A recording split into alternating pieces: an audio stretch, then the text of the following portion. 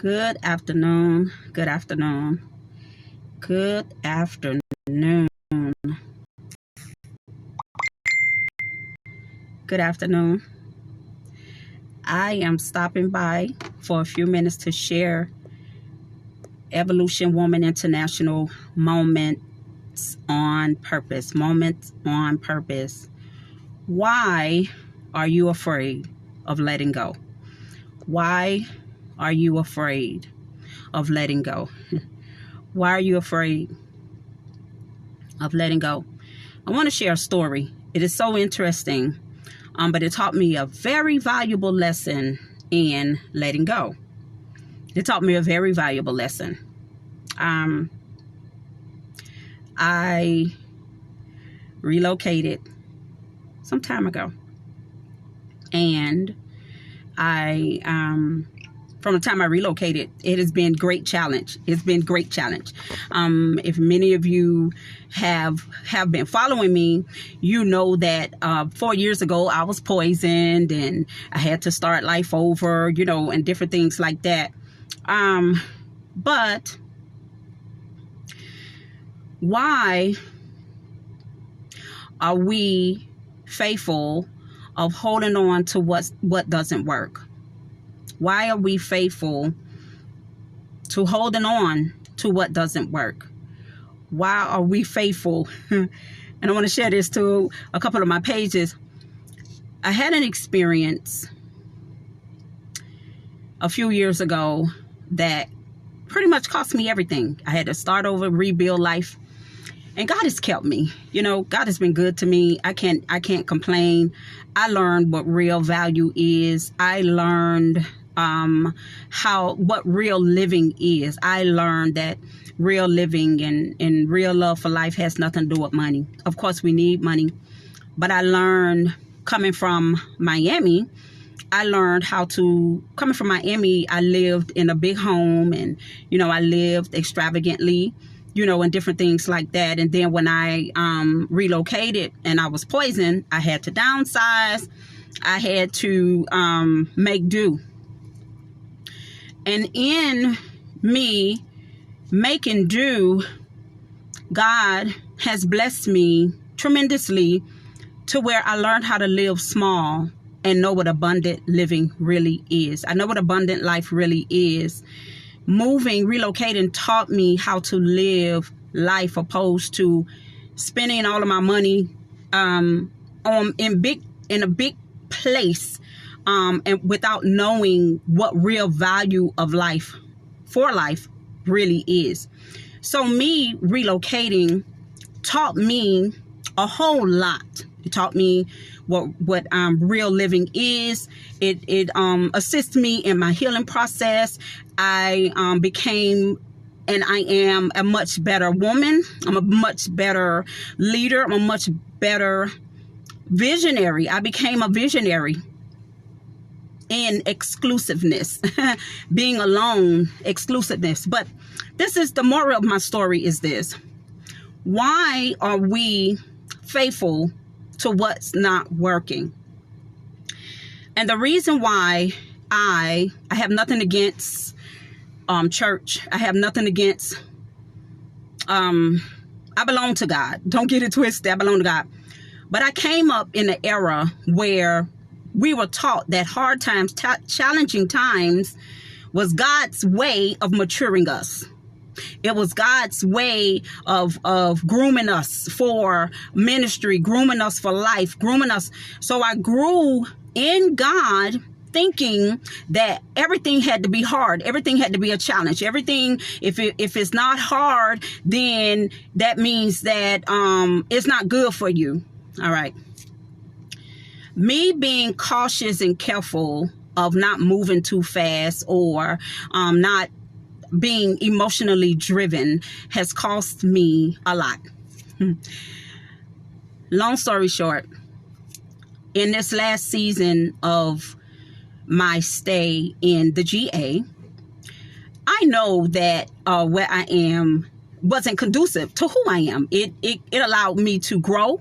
As I said, I became a better individual. I became a visionary. I became stable, healed.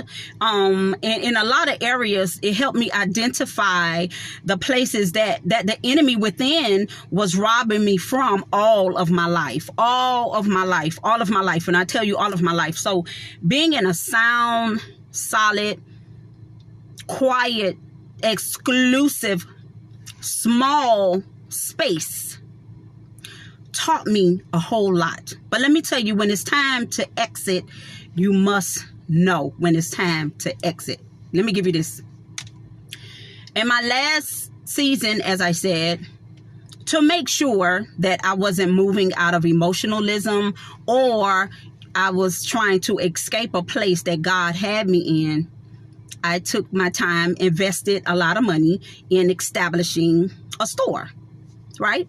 Okay. And my daughter kept saying, Mom, when are you going home? Like, Mom, when are you leaving? When are you leaving? I was like, no, I have to stay. Like, I have to make sure that I'm not moving prematurely. I have to make sure that I'm not trying to go back to an old lifestyle, live the lifestyle that I used to live, living in big homes and driving the way that I wanted to and all the rest of that type of stuff. Because when God is trying to prepare a people, sometimes he allow us to minimize life and minimize us so that he could get to the core of what's really going on with us. Okay. So I invested in this store. And if anybody know me out there, me investing in business is who I am. At home, if I didn't have a commercial building, a business with my name on it or something like that, that's who I am. Like it's nothing for me to do. It's a no-brainer. I can establish business under a rock. It doesn't make a difference. When do you know your season is over? When do you know your season is over? So slowly, things start to happening. Things everywhere start to happening. And I said, no, I can't go, I can't leave because, God is just trying to make sure that I'm mature. And he's just making sure that, I'm not doing the escapism thing, escaping, because when you are not emotionally stable, that's what you do. You escape hard places and small spaces and all the rest of that type of stuff. Now, living the life that I'm used to living, when God minimized my life, he maximized who I am as an individual. Long story short, things start to happening, doors start to shutting, and I'm prying the doors open. No, maybe it's me, maybe it's me. No, it's not time for me to leave yet. It's not time for me. Just stay. Okay. Slowly, doors are still shutting, and I'm just, because I'm so used to things being hard, and I'm used to things, I'm used to me making things happen. I make sure that I am not forcing doors to close, or the doors are not closing because of me. So as I progress in the season of where I am come to a close, things are still happening. And I'm still trying to keep the doors open. What is it in us? And this has nothing to do with relationship. It has nothing to do with anything going wrong relationally or with a church or anything like that. It has nothing to do with that. This has to do with seed and soil. Seed and soil. You must know the type of seed you are to make sure that you're in the right soil. If you're not in the right soil, the seed that you are will die. It will lose its nutrients, or it will second guess if it's supposed to be the seed that it is. Okay. So as time went on, I started experiencing turbulence, and I started experiencing doors shutting and things happening. And I'm still, because of what I was taught via ministry, that, maybe God is trying to do this and that and the other. I stayed under fire. I kept myself in situations that kept me in a place of trying to protect myself or trying to make sure that my character stayed up to par. Okay. So no matter how I moved, turbulence came. And here I am again, still trying to make sure I stay on the radar, still trying to make sure my character stays intact, still trying to make sure that it's not me that's causing the turbulence. When it's time for doors to close, and it's time for you to transition, and it is time for you to say bye. No matter what you do, no matter if you make sure that you are in right standing with people, or making sure that your character is the way that it should be, making sure that you are mature, making sure that you crossed all your T's and dot your I's, no matter how much you do to try to stay, when God says it's time to go, it's time to go. What makes us stay? Find reasons to stay, invest to stay, at all costs stay when it's time to go. When it's time to go. What makes us do that? As I said, I come from, in ministry, I was taught that tough places is where God keep you. Tough places is where God make you. Tough places is where God mature you. Let me tell you something. That teaching has cost me money. That teaching has caused me to second guess the seed that I am. That teaching has caused me to second guess my anointing. That teaching has caused me to second guess the gift that I am to this world. So I'm going to leave this with you.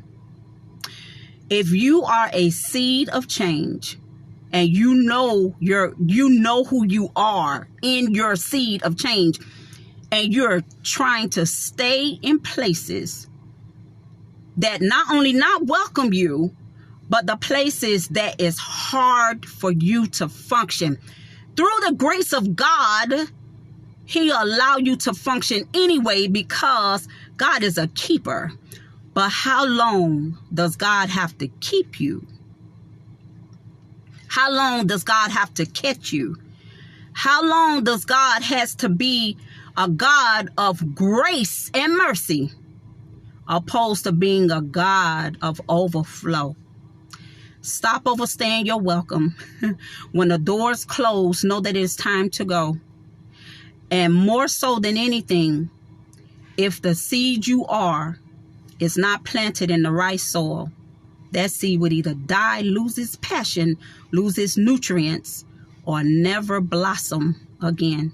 This is Eureka Evolution, founder and CEO of Evolution Woman International. And what do we do here? We assist purpose-driven women in recognizing the seed that they are in this land, helping them understand their purpose and the weapons that's formed against them that may stop them from prospering and believing that they are the seed of change. I will see you soon.